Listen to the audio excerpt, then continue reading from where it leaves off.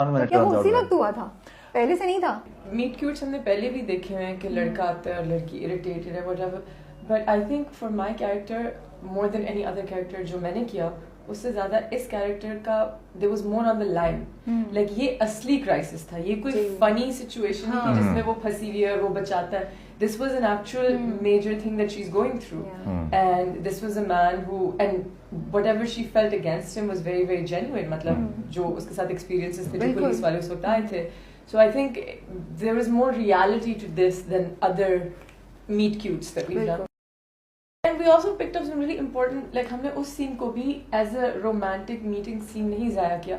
There are really important issues जो उसमें निकल आए, जैसे कि misogyny. जब ये पूछते हैं कि एक लड़की यहाँ है, तो she goes कि so एक लड़की यहाँ नहीं आ सकती, मतलब आप लोगों को इसी चीज़ से तकलीफ है. So she's so riled up with dealing with this constant misogyny, and the way he handles it is so well because he doesn't even care. मतलब उसके बाद he's like no, we think you're a fraud, we think you're corrupt.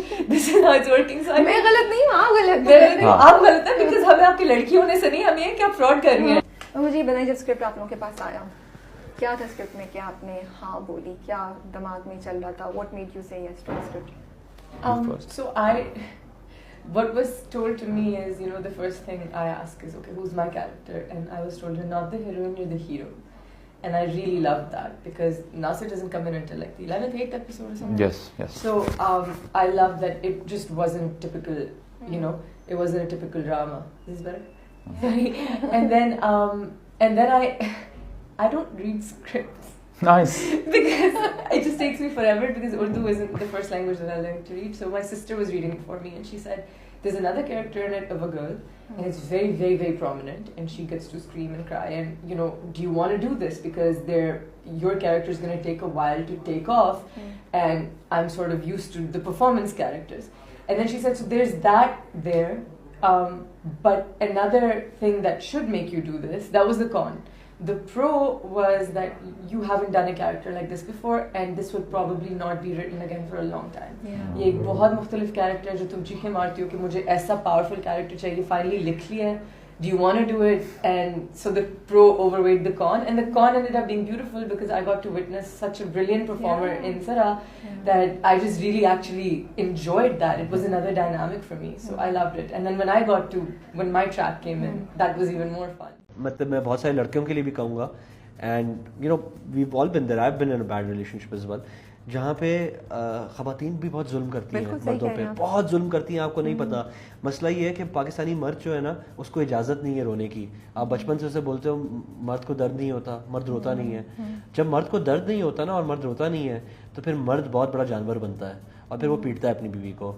So you know, क्योंकि उसके अंदर इतने repressed emotions होते हैं. सो हम अपने बच्चों को बचपन से ही, माएँ जो हैं वो और बाप जो हैं वो are filling them up for that. और अगर 50% बचपन में उसके इमोशंस रिप्रेस नहीं होते तो बाकी 50% जो है वो बीवी रिप्रेस करती है कि वो कहती है क्या हो गया भाई, डजेंट मैटर, जॉब चलेगी तो क्या हुआ, मर्द हो भाई, खड़े हो जाओ, जाओ दूसरा करो.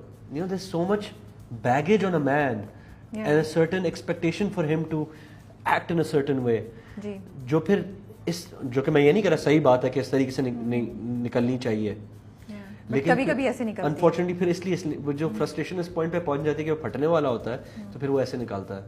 सो and then even in relationships, because there is with men when their relationships there is nagging कि तुमने तो ये नहीं किया, वो देखो वो तो ऐसे ऐसे करता है, उसने तो अपनी बीवी को ये दे दिया, उसने तो अपने बच्चों को ये करा दिया, तुमने ये कर दिया, वो कर दिया. That's emotional abuse in a man. But women also get that emotional abuse a lot as well, जो सास भी करती हैं, जो हम अक्सर ड्रामों में एक बहुत डिफरेंट तरीके से दिखाते हैं, but that is emotional abuse. सास कह रही है कि you know वो देखो उसकी बीवी तो कितनी पतली है, तुम तो वो ये नहीं कहेगी कि तुम मोटी हो, वो दूसरी की तारीफ करेगी कि हाँ देखो कितनी अपने आप को फिट रखती है, कितनी पतली है, यू नो. सो इस तरीके की बातें करेगी. अब बेचारी खातून जो है वो सोच रही है यार मैं मोटी हो गई हूँ, उसको बॉडी डिस्मॉर्फिक डिसऑर्डर होना शुरू हो जाएगा कि मेरे साथ मसले मसाइल हैं.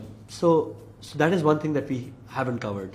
But I think it's okay. Next वाले में कर सकते हैं slowly conversations. Yeah, I think this was very necessary right now. बहुत ज़्यादा confusion. आहिस्ता इवॉल्व होता है इंसान. But आपने इतनी इंटरेस्टिंग बात बोली क्योंकि आपने मेरे 2-3 सवालों के जवाब खुद ही दे दिए. मेरे अगले कुछ सवाल यही थे क्योंकि जब भी हम अब्यूज़ या रिलेशनशिप्स की बात करते हैं तो I don't want to just cover women. Definitely औरतों के साथ ज़्यादा होता है.